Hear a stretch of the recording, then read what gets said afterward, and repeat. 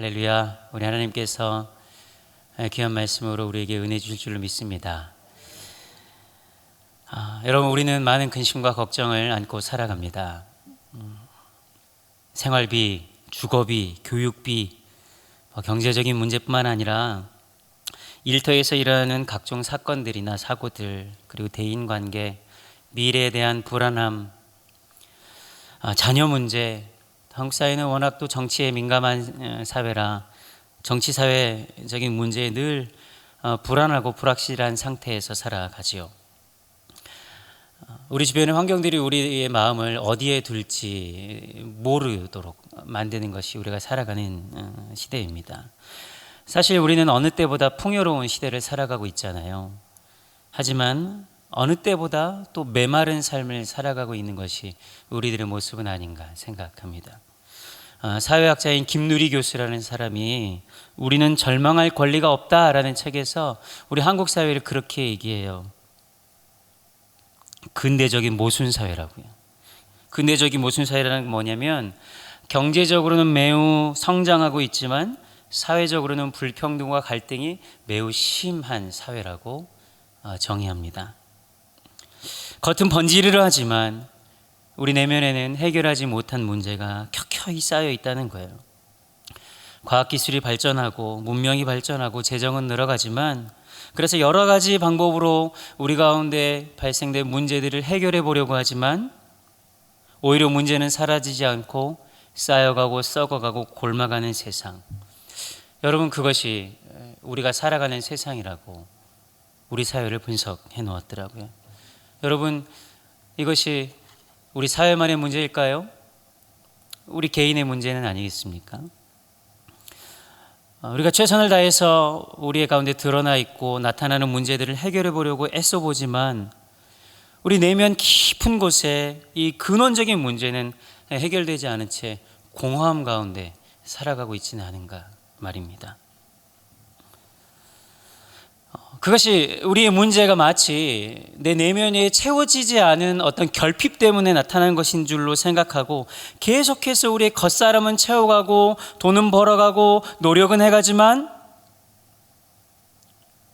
그렇게 노력할수록 공허함과 허무함만 발견하는 거예요. 여러분, 그것이 우리들의 인생 아니에요. 돈을 벌려고 해서도 써보고 친구도 많이 사귀어보고 즐거운 일을 찾고 여행을 다니고 때로는 SNS도 열심히 꾸며보고 갖가지 노력을 다하지만 우리 인생을 돌아보면 제자리 걸음 같아요. 여러분, 그게 생각해 보니까 마치 땀에 젖은 옷을 입고 있는 것 같다는 생각이 좀 들었어요. 열심히 뭔가를 막 할 때는 괜찮아요. 땀에 젖어도. 근데 조금만 정신을 차리고 주변이 고요한 상태로 있으면 이 켜켜이 올라오는 이 냄새와 불쾌감을 감출 수 없는 그런 느낌 말이죠. 이 답답하고요. 근데 진짜 문제는 뭐냐면 우리 삶의 진짜 문제의 원인이 무엇인지, 그것을 해결할 수 있는 방법이 무엇인지 알 길이 없다는 거예요. 여러분, 혹시 땀에 젖은 옷을 입고 계시지는 않습니까? 그래서 찾는 방법이 뭐냐면 나보다 상황이 좀 더 나아 보이는 사람들을 쫓아가는 거예요. 야, 저 사람은 괜찮지 않을까? 나보다 상황이 좀 더 나아 보이면 별 고민 없이 살아가는 것 같아서 부럽기도 해요. 그래서 막 쫓아가고 싶어요. 근데 여러분, 그거 아시잖아요. 사실 다른 사람이 열심히 쫓아가 봐야 그거 부질없는 짓이라는 거예요. 뱁새가 황새 쫓아가는 것 마냥 가랭이만 찢어지지 쫓아갈 수도 없어요. 그런데 문제는 그 사람 역시 똑같이 근원적인 문제를 안고 살아간다는 거예요. 여러분, 오늘 우리가 읽은 너무나도 유명한 요한복음 3장 16절은 의아하게도 이런 문제를 안고 있었던 사람과의 대화 가운데 나타난 하나님의 말씀이었습니다. 여러분, 사실 요한복음 3장 16절을 모르는 사람이 어디 있습니까? 이 자리에 앉아 있는 사람들 중에 요한복음 3장 16절이 우리가 가운데 가르쳐주고 있는 그 내용을 알지 못하는 사람이 누가 있어요? 요한복음 3장 16절은 성경 중에 성경이요 복음 중에 복음이요 말씀 중에 말씀이라고, 성경을 축약하고 줄이고 또 하나 남기라고 한다면 마지막에 남는 것이라고들 말하지 않습니까? 복음의 진수가 담겨 있는 말씀이에요. 오늘도 이 말씀을 듣고 인생의 해답을 얻고 구원의 길을 얻는 사람들이 너무나도 많아요. 이 말씀이 실로 우리의 폐부를 찌르고 진실로 다가올 때 우리의 인생은 변화될 줄로 믿습니다. 그런데 이 말씀이 인생의 길을 찾지 못해서 고민하는 사람과 관계에 있는 말씀이라니요. 여러분, 이 말씀은 우리가 너무나도 익숙하게 잘 알고 있잖아요. 하나님이 세상을 이처럼 사랑하사. 그런데 이 말씀을 온전히 이해하고 있는 것이기는 할까요? 무슨 말이냐면, 우리가 이 내용을 잘 알고 있지만, 이 말씀을 잘 알고 있음에도 불구하고, 그것을 온전히 믿음에도 불구하고 우리가 힘있게 살아가고 있냐는 말이에요. 이 말씀을 혹시 죽어서 천국 가는데 필요한 말씀 정도로 이해하고 있는 것은 아니에요. 이 세상을 사랑하신 하나님의 놀라운 사랑이 우리 가운데 선포되었음에도 불구하고 우리에게 더 필요한 것이 있다고 하나님께 매달리고 있는 것이 우리들 아닙니까? 그렇다면 이 말씀을 온전히 이해하고 있는 것일까요? 오늘 이 말씀은 우리 모두에게 하시는 보편적인 말씀임에는 분명하지만 사실은 이 요한복음 3장 16절은 오늘 우리가 읽지는 않았지만 요한복음 3장에 예수님과의 그 대화의 파트너, 카운트파트이신 니고데모라는 사람에게 한 1차적으로는 그 사람에게 한 이야기입니다. 여러분, 니고데모는 누구일까요? 1절 말씀 한번 읽어볼까요? 시작. 그런데 바리새인 중에 니고데모라 하는 사람이 있으니 유대인의 지도자라. 오늘 말씀은 바리새인 중에 니고데모라는 사람을 소개하는 것으로 사실 3장이 시작합니다.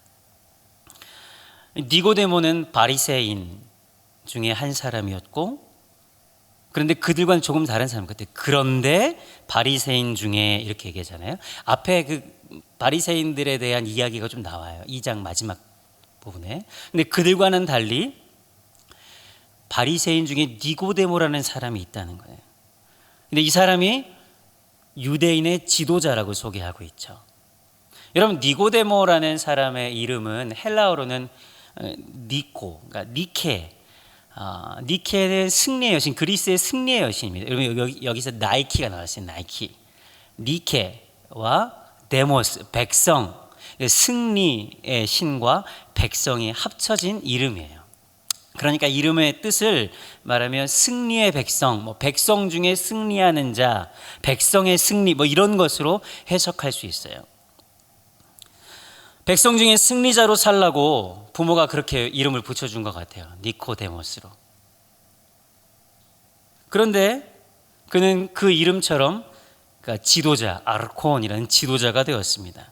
지도자는 관리자나 통치자 등의 의미를 안고 있는데 아마도 공회원의 일원이었던 것 같아요. 공회원이라고 말하면 우리가 아는 산헤드린의 일원이었던 거죠. 이스라엘 전체에 71명밖에 없었던 이 종교적인 사회적인 지도자였습니다. 여러분, 당시 산헤드린이라는 사람의 권력과 지위는 굉장히 높았어요. 산헤드린은 종교적인 권위를 가지고 있었고 로마의 제국의 지배 아래서도 유대인들을 다스리는 정치적인 영향력도 있었던 사람입니다. 산헤드린은 유대교의 교리를 지켜가고 유대인들의 이 종교 생활을 감독하는 권한도 있었어요. 그런데 굉장히 복잡한 정치 지형 가운데 선택받은 수많은 바리새인들 가운데서도 선택받은 사람 중에 하나입니다. 또한 이 사람들은 매우 경제적인 우월성이 있었던 사람들이에요. 그러니까 성전세를 납부하는 데 관여할 수 있는 권한이 있었던 사람들이었어요. 그러니까 굉장히 부자였을 거라고 추측할 수 있습니다. 나중에 예수님의 시신을 이렇게 그 장사 지낼 때 한 리트라 향을 가지고 와서 장사 지내, 이스라엘이 모략을 가지고 와서 장사 지내는데 이스라엘이 나지 않던 거예요. 그가 가지고 있었던 그것을. 굉장히 부자였습니다. 그러니까 그는 경제적으로, 종교적으로, 윤리적으로, 민족적으로 매우 존경을 받고 있었던 사람이었음에 틀림이 없어요. 다방면에서 성공한 인생이란 겁니다. 부러울 만한 사람, 닮고 싶은 사람, 저 정도만 돼도 걱정 없이 살겠다 싶은 사람. 어쩌면 이스라엘 백성들 가운데 이 니고데모 같은 사람이 하나님 나라에 가장 어울리는 사람이라고 생각했을지도 몰라요. 많은 사람들이. 그런데 그가 오늘 예수님을 찾아옵니다. 언제요? 밤에. 2절에 보면 밤에 찾아와요.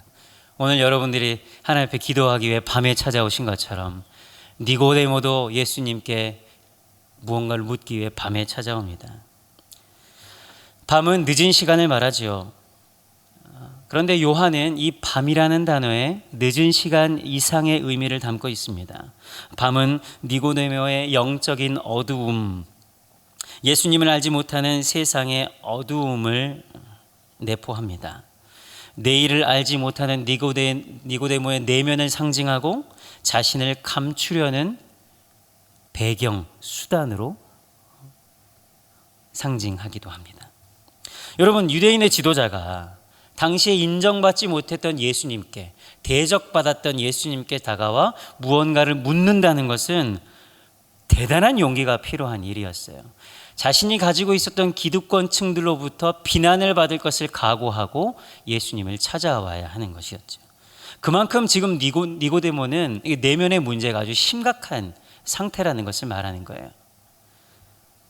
그러나 한편으로는 자신의 문제에 매우 겸손하게 그리고 매우 정직하게 대면하고 있는 사람이기도 해요. 여러분, 이런 사람이 얼마나 있을까요? 자신의 문제를 심각하게 인식하고 그것이 진짜 문제라고 겸손하게 인정하는 사람 말이죠. 사랑하는 여러분, 우리는 이 니고데모의 이 걸음을 매우 귀하게 여겨야 됩니다. 오랜 시간 여러분 신앙생활을 해왔던 우리가 겸손하게 주님의 말씀 앞에 엎드린다는 것, 여러분 그거 흔하지 않은 일입니다. 내가 생각했던 방식대로, 내가 믿었던 방식대로, 내가 살았던 방식대로 그 말씀이 들려지기를 원하는 것이 우리들의 습성이지, 우리의 삶과 내면을 흔드는 말씀을 아멘 하고 받아들이는 사람들, 여러분 흔하지 않은 일이에요.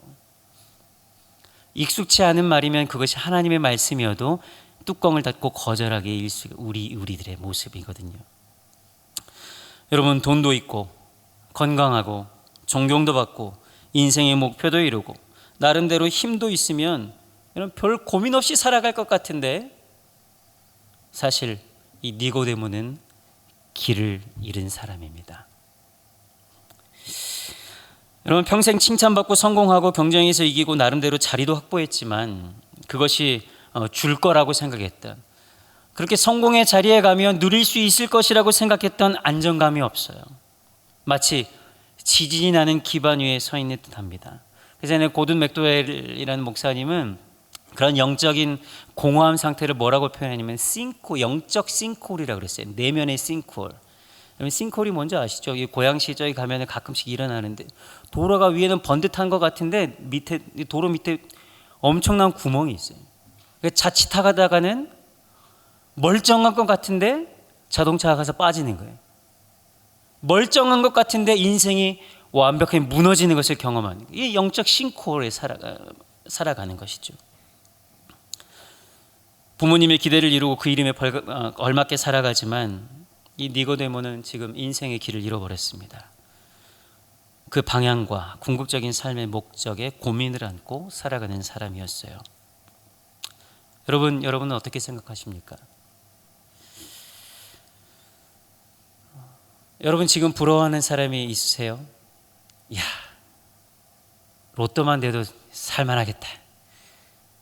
야, 이제 은행에 빚만 없어도 진짜 날아다니겠다. 저 사람은 저 때 잘 투자해가지고 인생이 잘 살 것 같은데,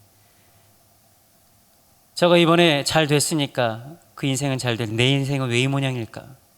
여러분 혹시 그런 생각하고 살아가고 계십니까? 여러분들이 원하는 그것이 여러분의 손에 쥐어지면 여러분의 인생은 탄탄대로를 걷는 것과 같은 삶을 살아갈 것 같으세요? 여러분, 아니, 그렇지 않아요.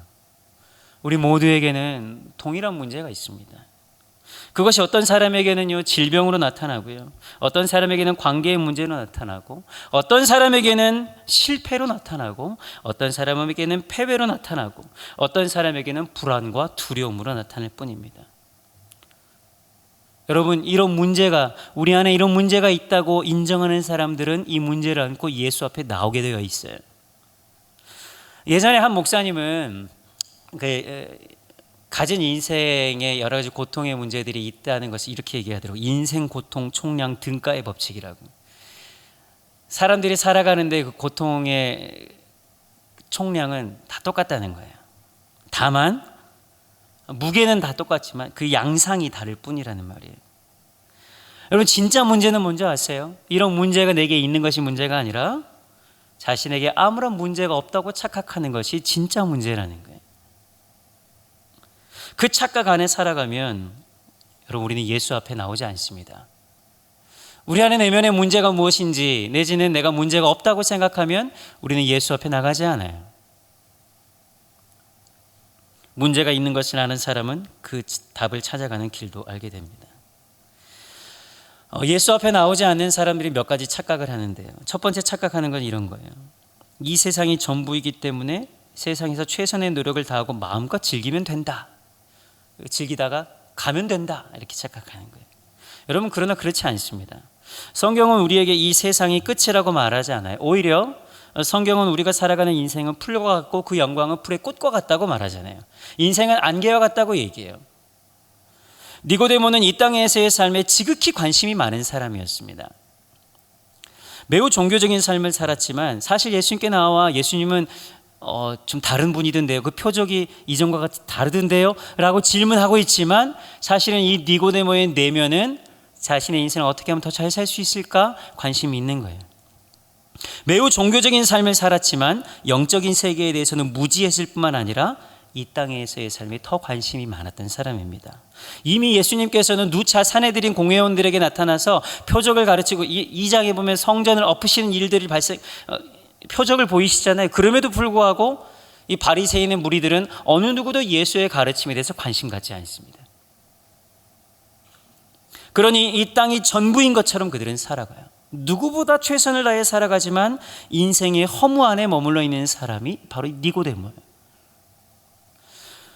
둘째, 이런 사람들의 특징은 죄가 없다고 생각해요. 죄가 없다고. 당시 바리새인들은 여러분 율법을 철저히 지키는 사람이었습니다. 죄라면 진저리를 내는 사람들이었어요. 율법을 하나하나 분석해서 어떻게 하면 죄를 지지 않을까 관심이 있었던 사람들입니다. 그래서 바리새인들은 누가복음 7장에도 나오고 계속해서 그 누가복음에 나오는 바리새인들은 모습은 어떻게 돼요? 예수님은 세리와 죄인들의 친구라, 얘기하면 먹기를 탐하는 자라 예수님을 비판하고, 예수님께서 가까이 하는 사람들이 죄인이라면 어떻게 그가 메시아일 수 있느냐 하고 예수님을 정죄하죠. 바리새인들은 죄를 바라보는 관점은 내게서 죄를 찾을 수 없다. 나한테서 죄를 찾아보아라. 이게 바리새인들의 모습이에요. 여러분, 죄라는 종교적인 표현을 썼지만 사실 이 말을 바꿔서 말하면 어떤 거예요? 그들의 인생에 문제가 찾아오는데 자신들의 책임은 없다는 거예요. 요한복음에 나타나는 많은 문제를 가진 사람들을 향해서 바리새인들은 뭐라 그래요? 누구의 죄 때문에 그들은 그런 일을 당합니까? 라고 물어보잖아요. 이 바리새인들은 자신의 인생에 다가오는 문제에 자신들의 책임은 없다는 거예요. 남들이 뭔가를 잘못했기 때문에, 세상이 뭔가 잘못했기 때문에 내가 이런 일을 겪는 것이지, 이렇게 여기는 사람들이에요. 그러나 성경은 뭐라고 말합니까? 모든 사람이 죄를 범하였다. 일반적으로 사람들은 여러분 죄인이란 말을 불쾌하게 여깁니다.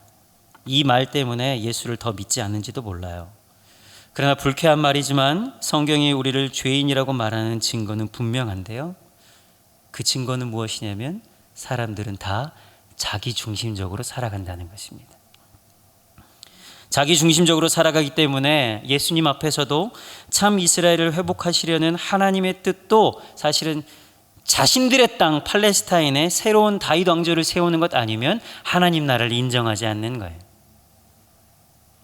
그냥 하나님의 뜻은 자신들의 소원을 이루어주는 하나의 도구일 뿐이죠. 당시 유대인들은 그냥 유대인으로 태어나기만 하면 자동적으로 하나님 나라의 백성이 된다고 생각했어요. 그저 자신들의 죄는 없다는 것이죠. 또 다른 착각이 있습니다. 세 번째 착각은 죽으면 그만이라는 착각입니다. 정말 그렇습니까? 여러분, 죽으면 그만입니까? 아니요.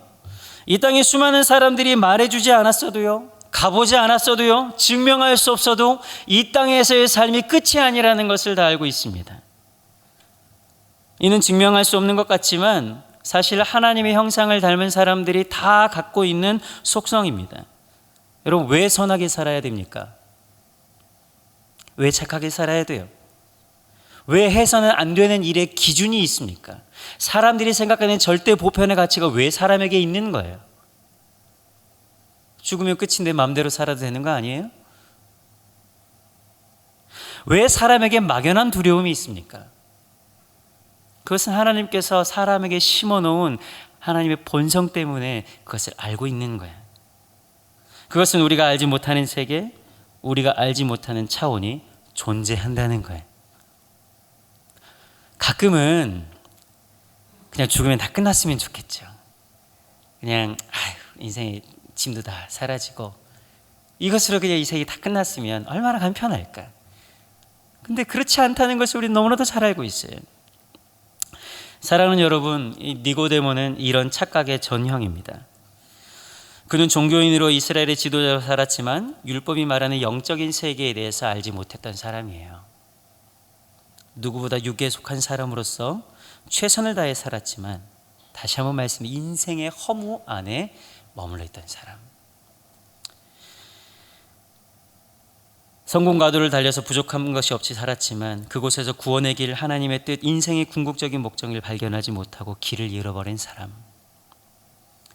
그가 생각했던 내세 역시 현실 세계의 연장선상에 불과한 그런 사람이었어요. 그런 그에게 오늘 예수님께서 뭐라고 말씀하실까요? 거듭나야 한다고 말하는 거예요. 거듭나야 한다. 오늘 우리에게도 말씀하십니다. 너희가 거듭나지 않으면 하나님의 나라를 볼 수 없을 것이다. 너희가 거듭나지 않으면 하나님 나라에 들어갈 수 없을 것이다. 여러분, 어떻게 거듭날 수 있습니까? 예수님 6절과 7절에 뭐라고 얘기하냐면 물과 성령으로 거듭나야 한다고 얘기해요. 우리의 육체가 거듭나는 것이 아니라 우리의 영이 거듭나야 한다고 말씀하고 있어요. 사실 이 말씀은 여러분, 니고데모는 너무 잘 알아듣는 말씀이에요. 에스겔 36장에 보면 이 거듭남에 대해서 이미 설명하고 있는 부분이 있습니다. 36장에 25절부터 27절 같이 한번 읽어볼까요? 시작. 맑은 물을 너에게 뿌려서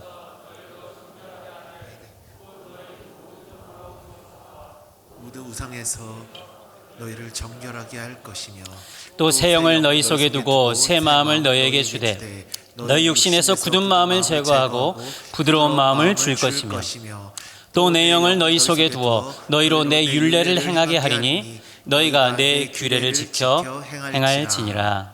아멘. 사실 율법 선생이었던 니고데모는 하나님께서 이스라엘 백성에게 새로운 일을 행하실 것이란 이 말씀을 누구보다도 잘 알고 있었습니다. 그러나 실상 그는 그 성령을 경험하지 못했던 사람이에요. 왜냐하면 바벨론의 포로로 잡혀 있었던 사람들에게 하셨던 말씀이잖아요, 에스겔. 그래서 다시금 그들이 포로기로 돌아와 하나님의 나라 새 이스라엘을 만들어낼 때 하나님께서 이 일을 행하셨다고 했는데 자기는 그런 일을 경험해 본 적이 없거든요. 그러니 내면의 답답함과 헛헛함을 어떻게 해결할 길이 없는 거예요. 그런 사람에게 너는 이스라엘 선생된 자가 그것을 알지 못하느냐라고 말하는 것이죠. 지금까지 너희가 성령을 경험하지 않았기 때문에 너희는 모르지만 이제 그때가 왔다고 말씀하고 있는 거예요. 에스겔 선지자를 통해서 예언했던 새 마음을 주시고 육신에서 굳은 마음을 제거하겠다는 말은 마치 이런 것 같아요. 새로운 장기를 이식해 주겠다는 것 같아요.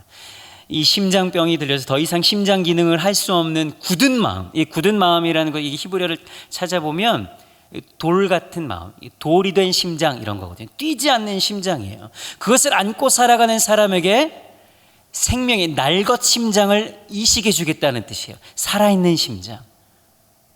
놀랍지 않습니까? 지금 우리는 심장 이식 수술에 대해서 알고 있으니까 이 말을 잘 이해하고 있지만 니고데모는 어떻게 그 말을 이해했겠어요? 이해하지 못하는 거예요.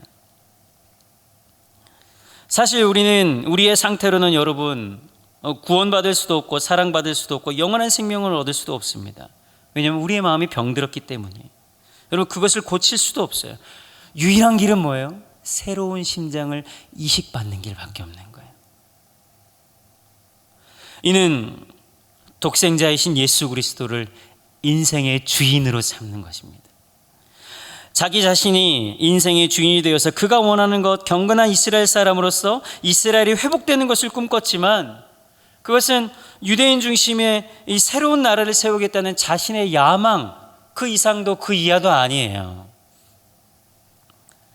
자기가 자신의 인생의 주인이 아니라 눈앞에 있는 독생자 예수님께서 내 삶의 주인이 되어 예수님이 바라는 것을 같이 보고 예수님이 꿈꾸는 것을 같이 꿈꾸고 예수님이 원하는 것을 같이 원하게 되는 것, 그것이 거듭나는 것이라고 예수님 말씀하고 계시는 것이죠.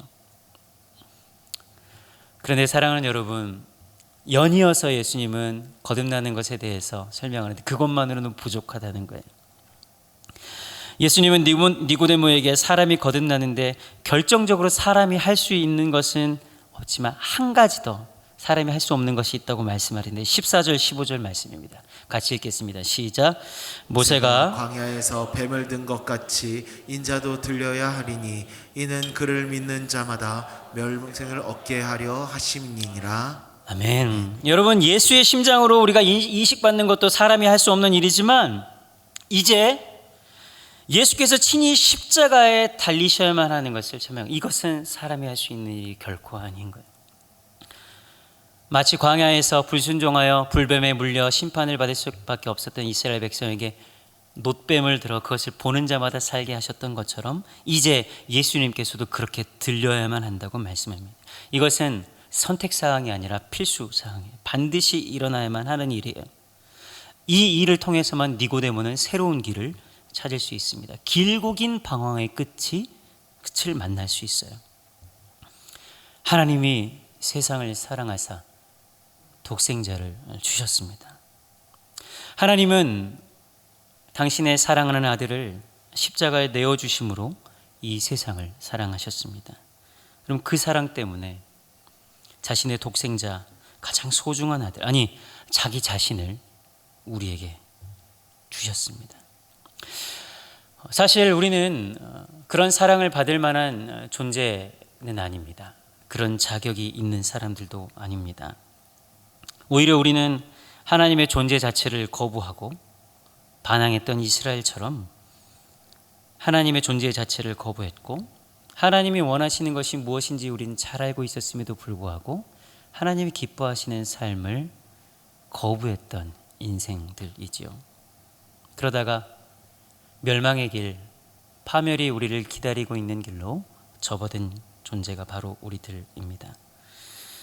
그럼에도 불구하고 하나님께서는 사랑받을 만한 자격과 이유가 없음에도 불구하고 우리를 사랑하신다는 이유 하나 때문에, 하나님이 만드신 피조물이라는 이유 하나 때문에 당신의 사랑하는 아들을 우리를 위해서 내어주셨습니다. 그래서 그를 십자가에 달려 죽게 하심으로 우리의 죄와 허물을 없이 하셨습니다. 이사야 선지자는 것을 이렇게 말씀하시죠. 그가 찔림은 우리의 허물 때문이요 그가 상함은 우리의 죄악 때문이라. 그가 징계를 받음으로 우리는 평화를 누리고 그가 채찍에 맞음으로 우리는 나음을 받았도다. 사랑하는 여러분, 저는 사실 이 사랑을 상상할 수 없습니다. 제 아들 여기 둘이 와 있는데요.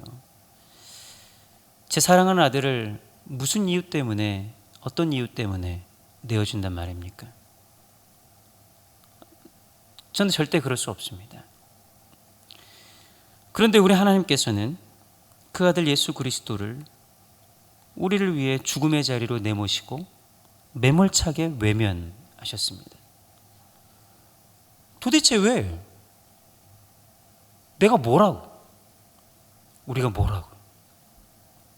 그렇지 않으세요? 여러분이 뭐라고? 하나님께서 그러셔야만 했냔 말이에요. 사랑하는 여러분, 오늘 세상을 창조하셨을 뿐만 아니라 자기 자신을 내어주신 사랑을 받은 존재가 바로 우리들 아니겠습니까? 우리 한 사람 한 사람이 예수 안에서 영생을 얻었고 새로운 삶을 살아가게 하시려고 하나님은 그 아들을 우리에게 주셨습니다. 그래서 이 멸망의 길에서 벗어나 영원한 생명의 삶을 하나님과 함께 누리자고 우리를 부르고 계세요. 그래서 내 삶에 예수님 당신이 필요합니다, 이렇게 고백하는 모든 사람들은 그렇게 구원을 얻게 될 것이에요. 그래서 하나님 없이 지옥 같은 삶을 살아가는 사람, 여러분, 멸망이 도대체 뭡니까? 지옥이 도대체 뭐예요?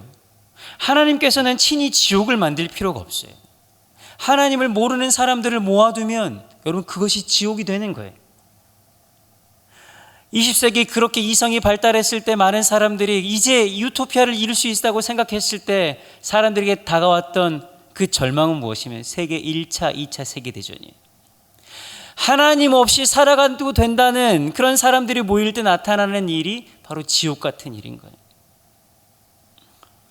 그런데 우리에게 멸망일로 갈 수밖에 없는 우리들에게 그 멸망일로 가지 않고 영원한 생명을 누리는 길로, 아니 새로운 인생이 가능하다고 하나님께서는 말씀하세요. 하나님이 세상을 이처럼 사랑하사 독생자를 주셨으니 이는 그를 믿는 자마다 멸망치 않고 영생을 얻게 하려 하심이라. 사랑하는 여러분, 우리가 여전히 원하고 바라는 것은 이 땅에서 성공하고 편안하게 사는 것이지만 하나님께서는 하나님의 아들을 이 땅 가운데 주셔서 다른 것을 주려고 하시는 거예요. 무엇을 주려 하신다고요? 멸망치 않고 영생을 얻게 하려 하신다 말이죠. 여러분, 우리가 예수를 믿고 얻게 되는 것이 뭐라 그래요? 영생이에요. 영생. 우리가 원하는 걸 달라고 할 게 아니라 하나님께서 무엇을 주시고자 하시는지 우리가 알아야 되지 않겠습니까? 여러분, 영원한 생명은 무엇입니까? 영원한 우리가 이런 육체로 영원히 사는 거, 그럴 수도 있겠죠. 영원한 생명은 우리가 하나님 나라에서 영원히 사는, 그 천국 가서 영원히 사는 것을 뭐 뜻하기도 하겠습니다. 그거 결코 작다고 하지 않을 거예요. 그러나 영원한 생명은 태초에 하나님께서 우리에게 계획해 놓으셨던 죽음이 없었던 그 상태를 말하거든요. 죽음이 없었던 그 상태는 어떤 상태입니까?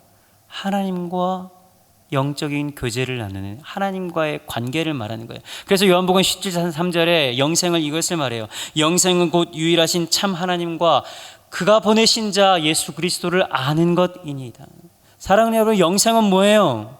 영생은 우리 주 예수 그리스도를 아는 것, 유일하신 참 하나님을 알게 되는 것, 여러분 그것이 영생, 영적인 생명인 거예요.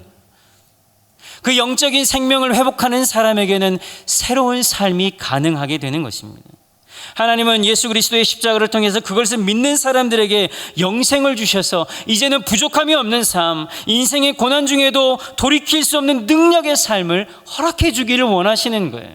그래서 세상이 감당할 수 없는 넉넉한 인생, 세상이 감당할 수 없는 삶을 살아가도록 우리를 부르신 거예요. 그저 죽어서 영원한 생명 천국 가게 하려고 그 아들 예수 그리스도를 우리에게 보내주신 것만이 아니라 이 땅에서 우리에게 새로운 인생을 살아가게 하시려고 그 아들 우리에게 허락하셨단 말입니다. 여러분, 오늘 우리를 어렵고 힘들게 하는 것이 물론 있습니다. 그러나 예수를 만나 인생의 주인이 바뀐 삶을 살게 되는, 영생을 경험하게 되는 삶이 얻게 되는 것은 그 인생의 이야기를 다시 쓰게 되는 축복을 얻는 거예요. 여러분, 인생의 이야기를 다시 쓴다는 말이 무엇일까요? 얼마 전에 지선아 사랑해를 쓴 이지선 씨가 23년 만에 이화여대 교수로 복귀한 것이 화제가 되었죠. 여러분 잘 아시겠죠? 이지선 양은 교수님이라고 해야 되겠네요. 그래서 23년 전 한강의 한 다리에서 음주운전 차량에 사고를 당해서 온몸에 화상을 입고 그는 대학을 떠나야만 했습니다.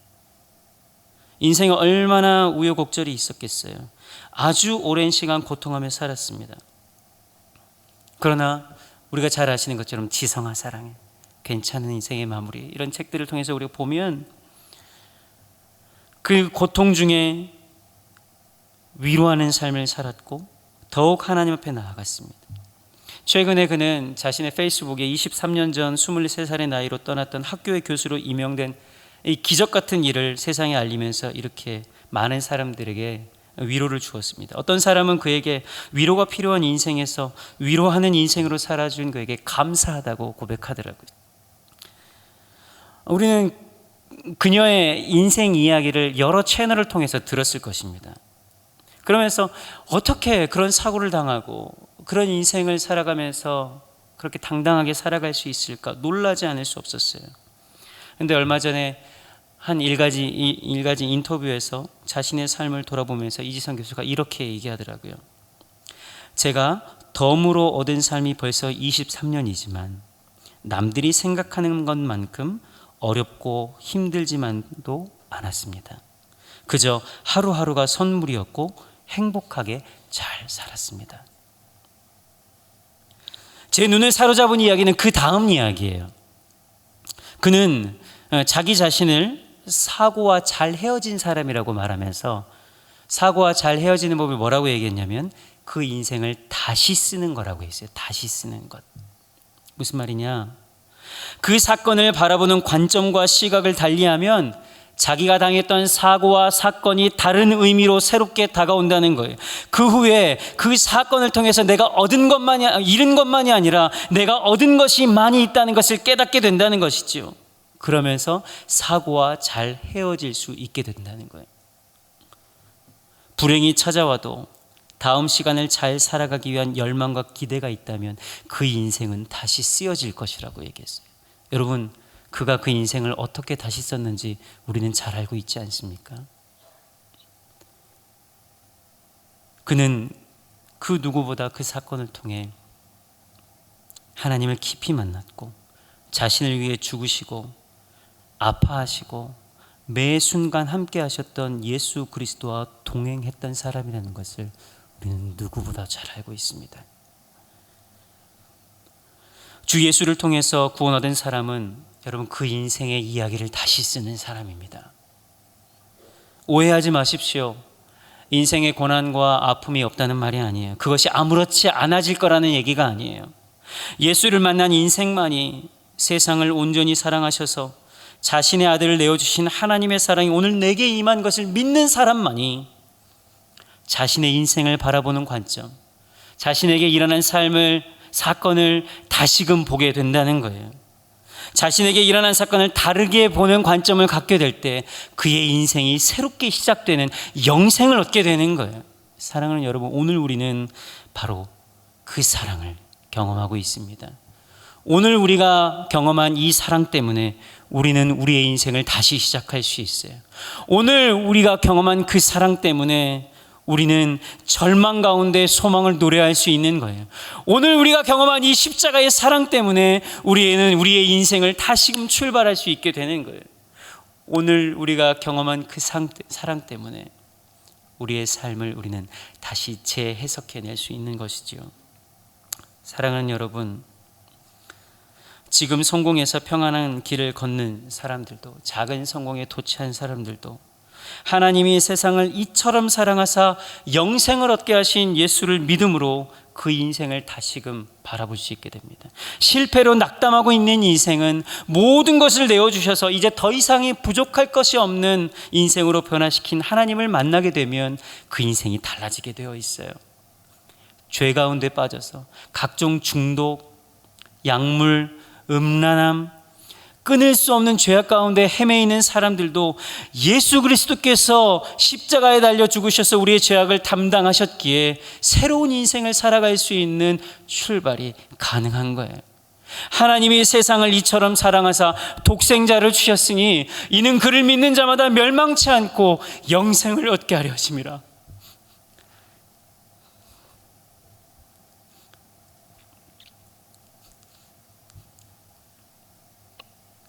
여러분, 이 사랑은 세상을 심판하려 하심이 아니라